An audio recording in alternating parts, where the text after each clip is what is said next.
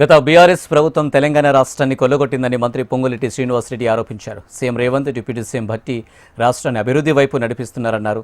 Telangana municipal ఎన్నికల్లో కాంగ్రెస్ 73% కైవసం చేసుకుందని, అర్బన్లో కాంగ్రెస్ను ఆదరించినందుకు ప్రజలకు ధన్యవాదాలు తెలిపారు.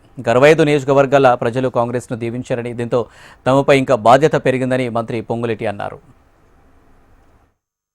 ఏదైతే పోలింగ్ జరిగి ఈరోజు రాష్ట్ర వ్యాప్తంగా మున్సిపాలిటీలు, కార్పొరేషన్ ఫలితాలు కౌంటింగ్ జరగటం జరిగింది.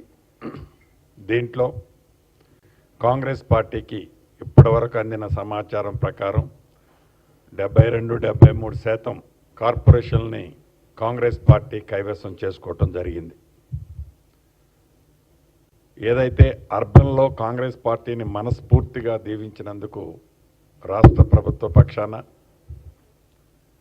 నా పక్షాన వ్యక్తిగతంగా అర్బన్ ప్రజలందరికీ కాంగ్రెస్ పార్టీ పక్షాన అభినందనలు, కృతజ్ఞతలు కూడా తెలియజేస్తున్నాను.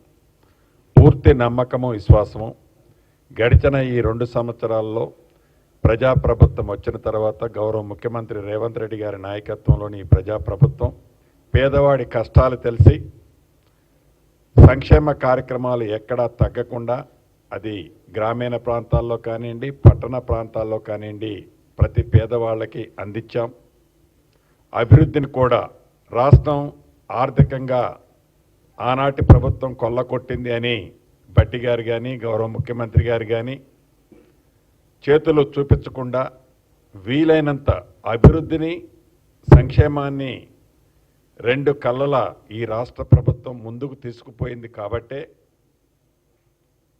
గతంలో జరిగిన గ్రామ పంచాయతీ ఎన్నికలు ఏవైతే రూరల్లో జరిగాయో అదే పద్ధతిలో అంతకంటే ఎక్కువగా ఆనాడు సుమారుగా 67-68% రూరల్లో గెలిచాం.